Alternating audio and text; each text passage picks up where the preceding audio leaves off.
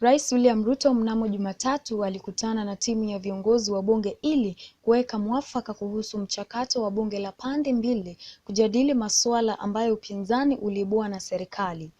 Mchakato huo ulipendekezwa na Rais Ruto mnamo Jumapili kwenye hotuba ya serikali, akibainisha kuwa utasaidia kusuluhisha masuala tata yanayokabili muungano wa Azimio la Umoja.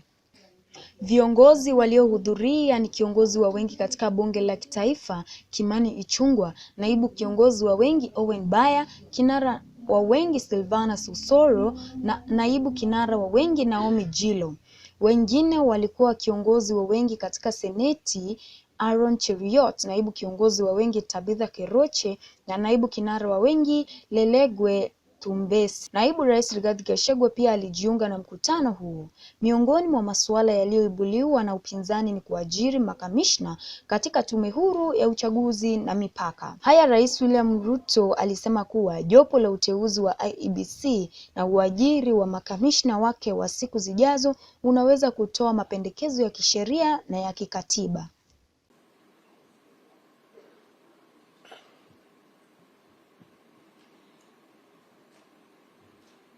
Madam Chief Justice and President of our Supreme Court,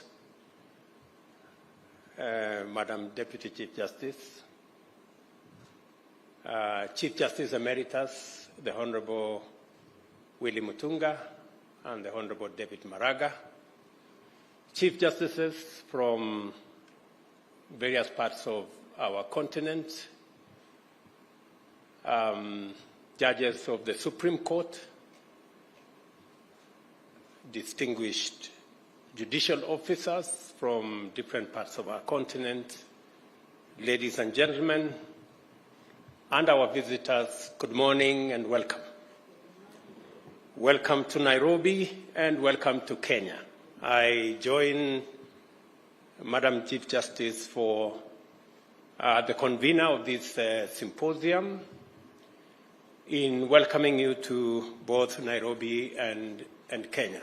Let me volunteer some information about Nairobi and about Kenya. About Nairobi,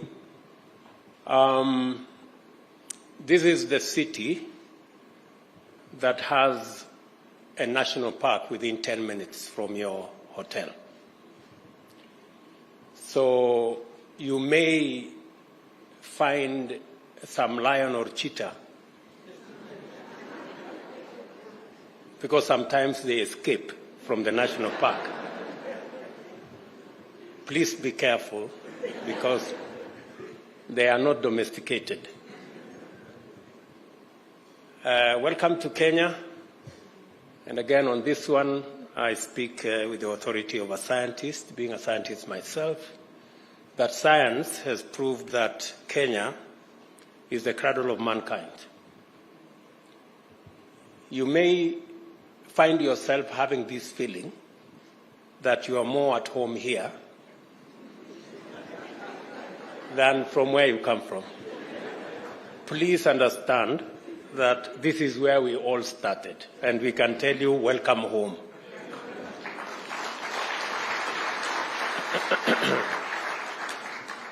And it is inspiring to be here to witness Africa's judicial leadership as you mobilize your judicial authority, intellectual power, and moral commitment to intervene in our generation's defining struggle.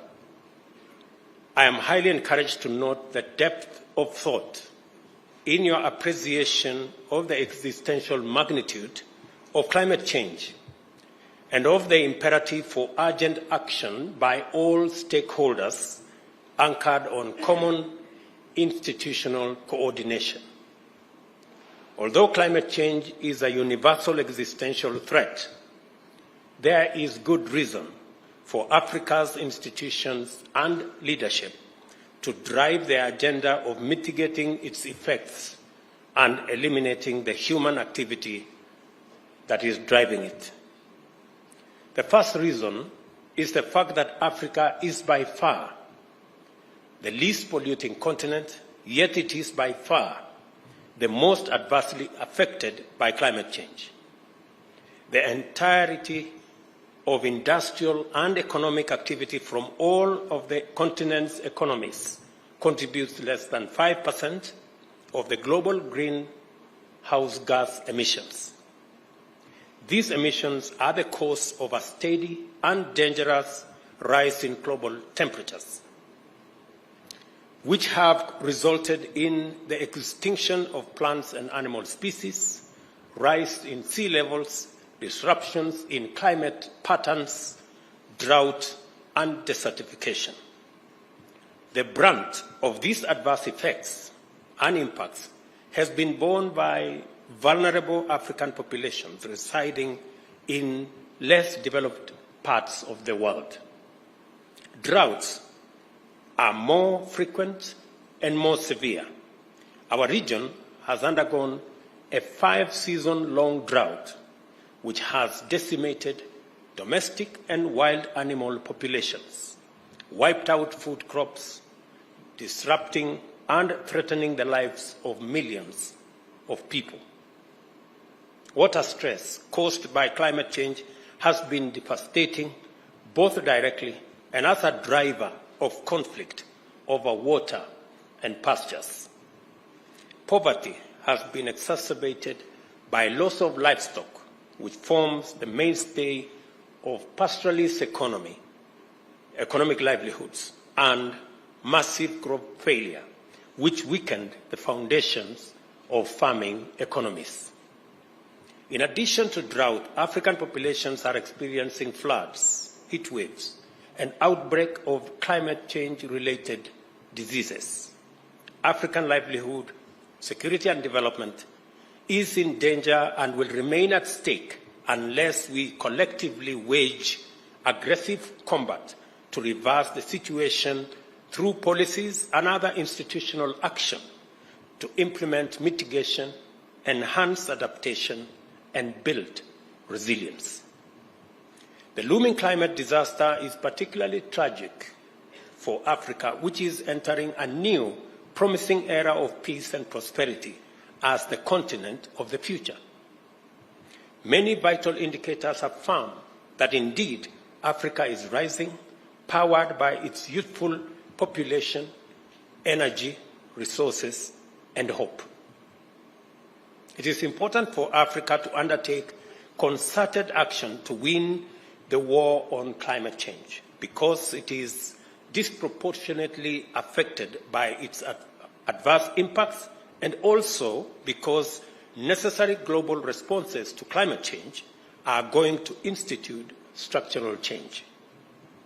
The institutional configurations and economic resets emanating from this structural change will install Africa not only as a continent of the future, but as the world's green economic superpower.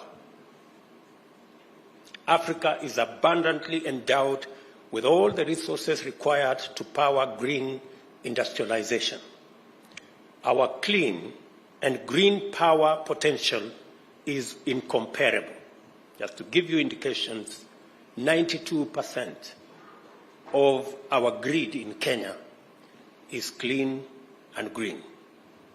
It is the case in many other African countries, and the potential to make it the case in many African nations is real and is possible.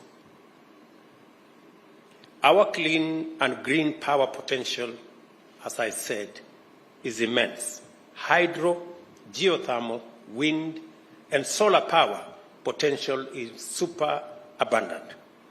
The mineral resources needed for green energy technology also exists plentifully in our continent.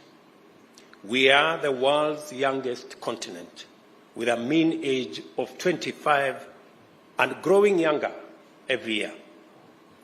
Our people constitute a 3 billion strong market and a pool of skilled, motivated, and capable workforce. Future global sustainability will depend on a robust engagement with Africa in many fundamental ways. The world knows this, and African institutions and stakeholders must be ready for this engagement. And that is why this symposium is very important.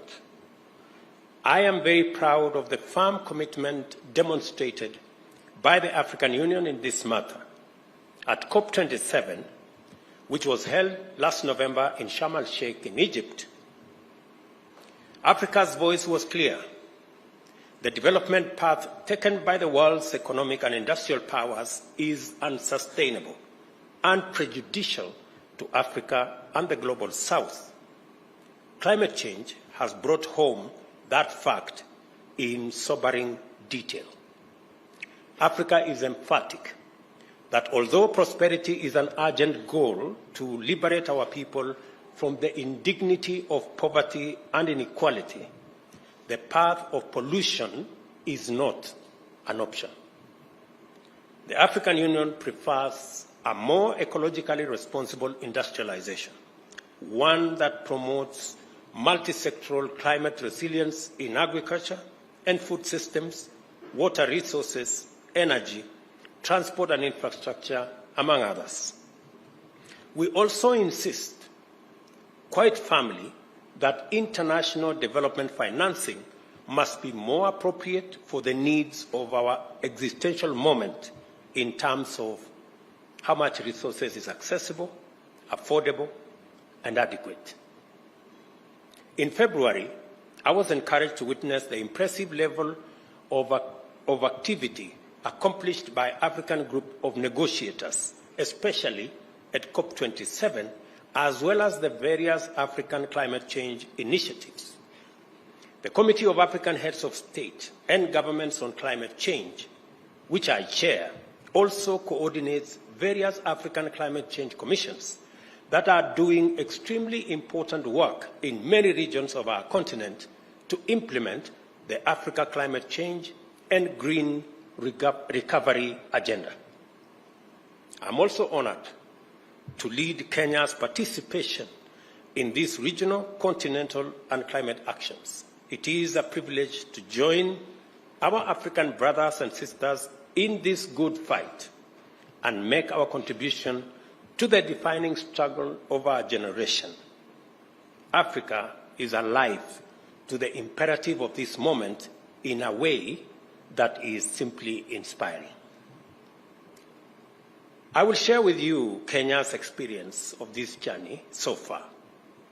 From the very inception, our aspirations for economic development and shared prosperity has been inextricably tied to a firm commitment to environmental sustainability. In my earlier statement, I did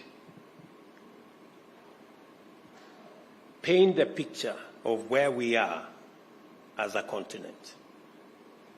I mean, the power of industrialization that has been premised on fossil fuels, despite its adverse effects, is what has driven industrialization in the world so far. The world today is at a crossroads. The crossroads being, do we continue the fossil fuel-powered industrialization, which is destroying our globe with disastrous effects, or do we go green? I think that decision is no longer a decision that we are waiting to make. It is an existential threat that faces us as humanity, and the option is already made for us that we can only go green. Why Africa is in a pivotal position as we go green is because, number one, Africa has the highest reserves and potential for green energy, whether it is geothermal, wind, solar, hydro. No other part of the world has the resources we have. Number two, we have the resources in our continent, the mineral resources, the natural resources, for green energy technology. Number 3, we have the greatest potential for green, sustainable agriculture and food production because 2/3 of the world's uncultivated arable land is in Africa. And number 4, we have the youngest population, energetic, innovative, creative. And in any case, 1/4 of the world's population will live in the African continent by 2050. So if you are looking for the people to work for this globe, for humanity, whether you like it or not, they will be in the African continent. Forget about the small migration that is happening now from Africa. Shortly, I promise you, the migration will be in the opposite direction. Very shortly. The only thing that stands between us and the huge potential we have in this continent. And I want to encourage you as Chief Justices of our continent, the only thing that stands between us and this huge potential is a financial system that was designed to serve a different time. And that is why we are insisting that we must rethink the international financial system to align it with the reality and the imperative of this moment. It is not sustainable anymore for us, the IMF and the World Bank and the International Financial Institution in its current configuration. And we are not saying we want an international financial system that is favorable to Africa. No. We want an international financial system that is fair to everybody. Having a fair international financial system is not asking for too much. I think it's just asking for what is fair. We want to access development resources at the same rate as everybody else is. It is a fallacy for anybody to imagine that it is possible to grow any part of the world to the exclusion of any other part of the world. Because whether we like it or not, we share this globe. And if today anybody imagines that climate change is affecting the global south more than the global north, it won't be for long. Shortly, we will all either float or sink. So the sooner we have a fair international financial system that makes it possible for us as humanity to exploit all the resources available to us in a sustainable manner, the better for all of us as humanity. The sooner we get ourselves there, the better. As a continent, we want to have a conversation that is balanced. Even as we demand for a fair international financial system, Africa will be coming to the table with our assets. We will not be coming to the table in any other manner. We will come to the table with our assets. We have tremendous renewable energy resources that can power green industrialization, green sustainable agriculture.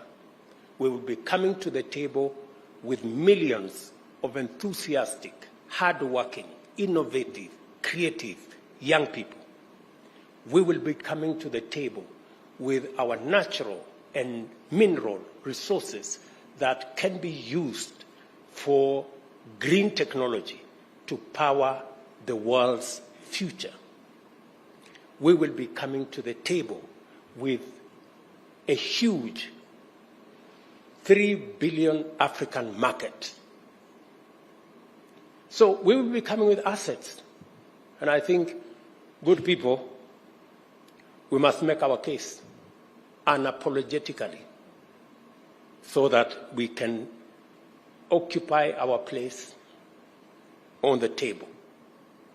Because I am told, if you are not on the table, you possibly could be in the menu.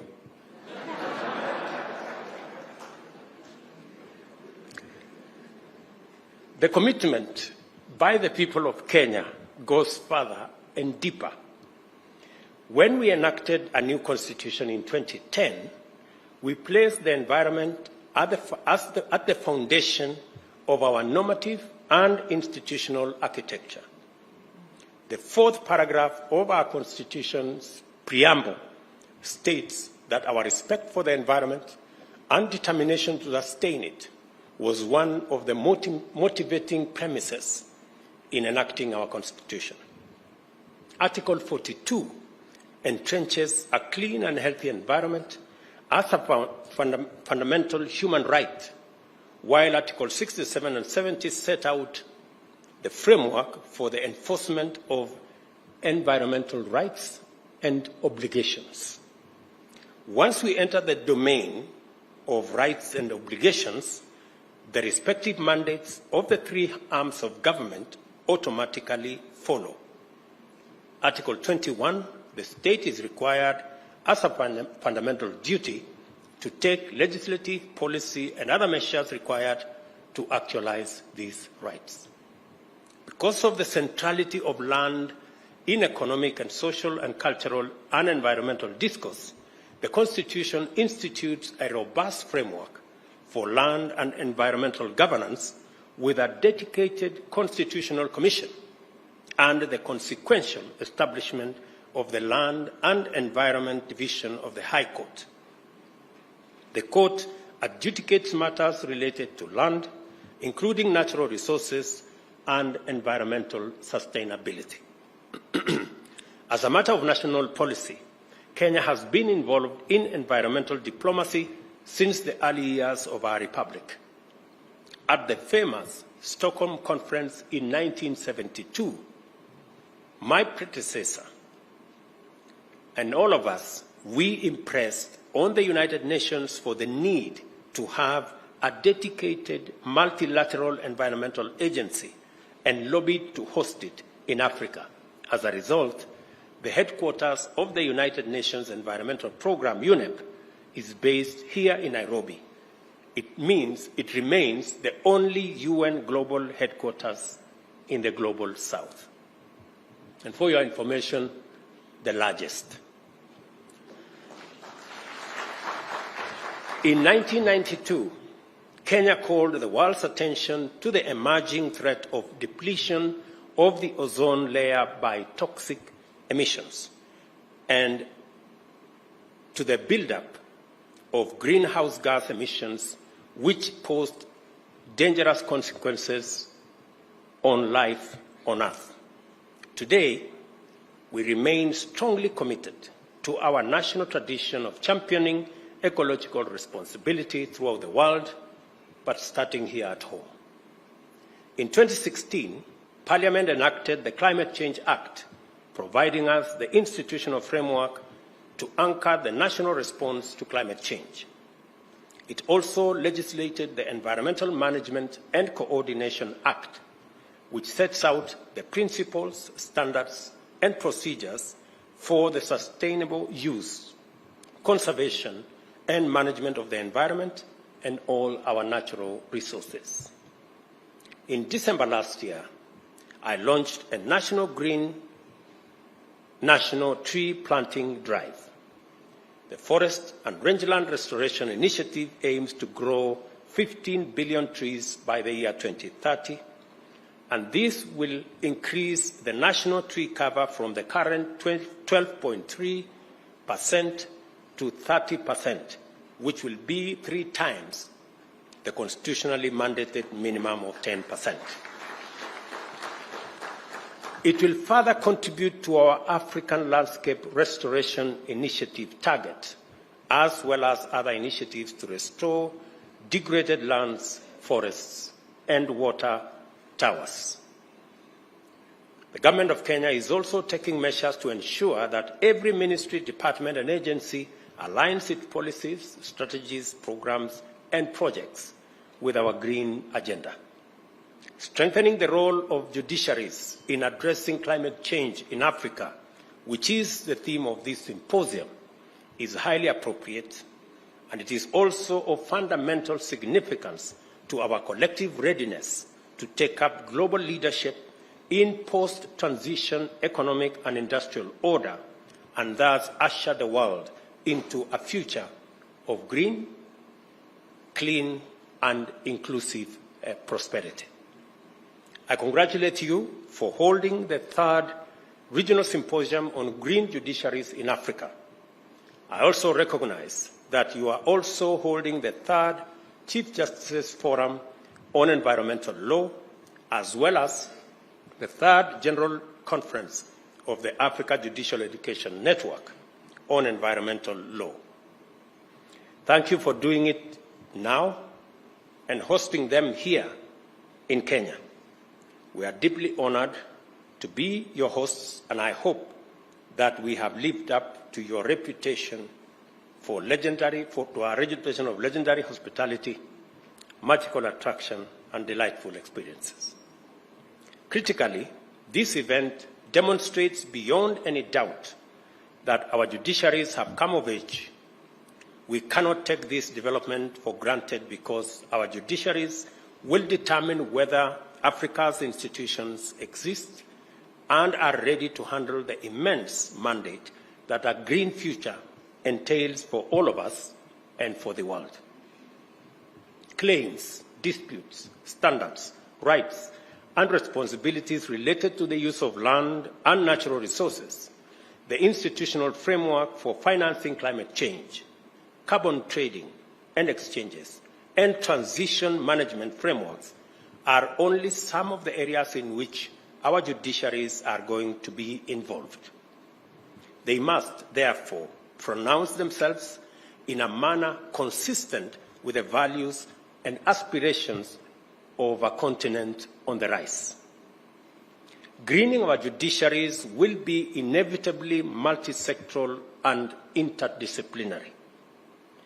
Beyond local and international human rights, constitutional environment, trade, and economic law, our judiciaries must be exposed to diverse fields such as ecology, economics, agriculture, food systems, trade and finance, carbon markets, energy, and infrastructure, just to mention a few. To fully play your part in arbitrating and auditing Africa's aspirations to lead a new industrial revolution, our judiciaries will have to collaborate across the length and breadth of our continent, engage with diverse knowledge domains, and interact with numerous sectors. They should also formulate a unified understanding of sustainability as the guarantor of prosperity, peace and security, ecological integrity, and human well-being. Your decisions will matter a great deal. They will shape climate governance and enhance environmental justice by promoting accountability for environmental harm and facilitating collective action by all stakeholders. A few days ago, the UN General Assembly passed a resolution that the International Court of Justice renders an opinion obligating the world's biggest emitters to take responsibility for their actions. I equally challenge our judiciary to be creative and imaginative and develop jurisprudence that will enhance climate action based on the polluter pays principle.